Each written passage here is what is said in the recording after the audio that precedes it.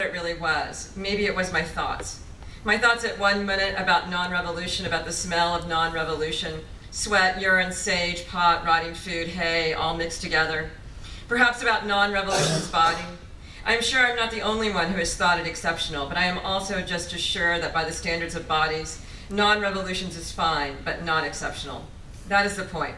That is why non-revolution is called non-revolution, why they have revolution as a possibility in their name, but it is modified and thus negated possibility, so as to suggest they are possibly neither good nor fucked. Still, something about non-revolution smell and body had gotten into me. It was thin, except when it was not, and not slight, except when it was.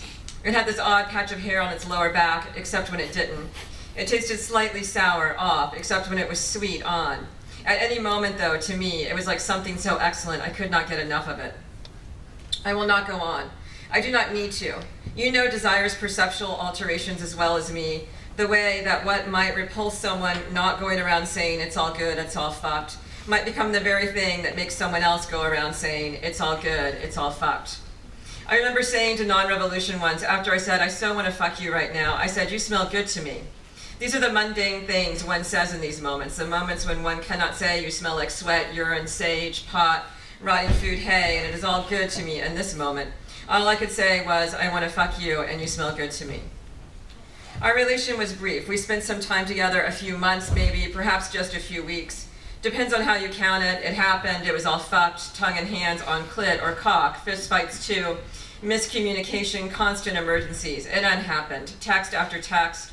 Then it happened again, tongue and hands, also injuries, illnesses, more miscommunication, status updates, deep emotional confusion. It was all good. Hand in hand, exuberant, giggling, desire. Then it unhappened again, and still joy, laughter, care, almost psychedelic.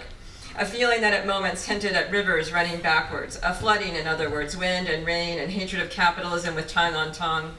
Stuff like that, happening, all fucked. Unhappening, all good. Also happening, all good, unhappening, all fucked.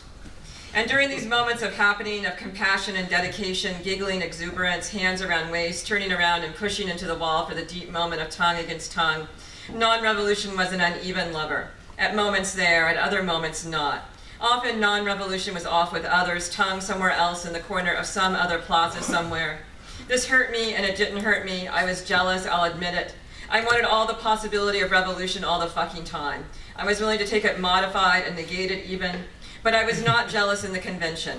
I was jealous that I was not there with the exuberance at every moment. I wanted to be there. I wanted to be there.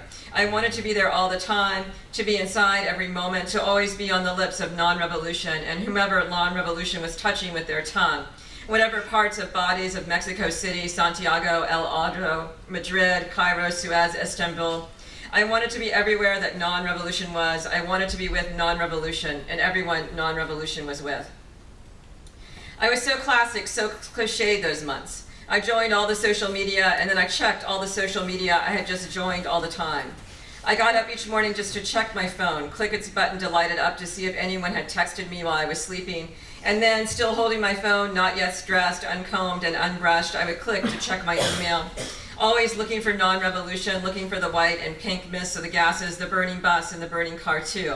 Non-revolution wearing a traffic cone hat, throwing rocks at the cops as they retreat, the ice pick and the car tires, the hammer and the window, the chair flying through the air, the paint bomb on the visor. And then after that, if nothing was doing, I would calm down, eat breakfast, realize I had not missed something during the night that I did not want to miss. Then after breakfast, I would one by one go through the social media, looking for non-revolution and the status updates and photos and links of friends and friends of friends. I often felt a tingling excitement when I found non-revolution in the feeds of friends of friends.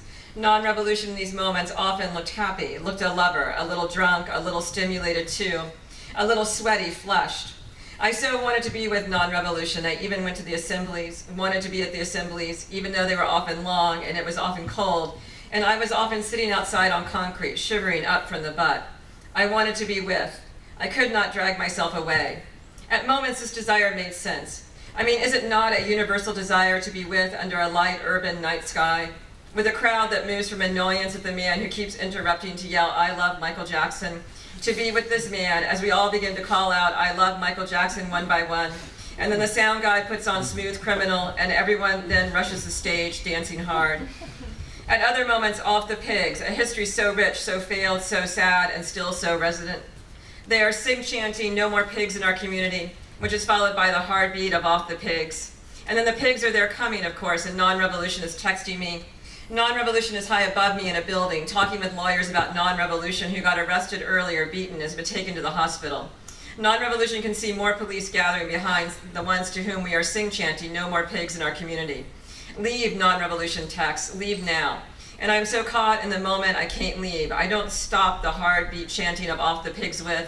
The more police come around the corner, some of them rushing in to grab some of us, part of the crowd screaming, part of it trying to pull back those who are getting snatched, part of it running like gazelles towards me, and I run ahead of them, with them, and away from them to get out of their way. Then suddenly police running towards me and us, and then I am running with and between the police. Their line is not holding, and I see non-revolution running down the street beside me, and I say "hey" and nothing else as we run together, grabbing each other's hands and run down the street into the bar again. During these weeks, these months, non-revolution was a particularly clouded and confused meme. Like wind and rain and rivers running backwards, I had no control. When I wondered how it could be like this for me at this moment, I blamed it on the art. For all the art I have ever loved has been for whatever it is that non-revolution was suggesting it could possibly be. For the river running backwards, for the wind and the rain. And I am someone who loves art, who has always loved art despite its institutions and its patronages and its nationalisms and its capitalism.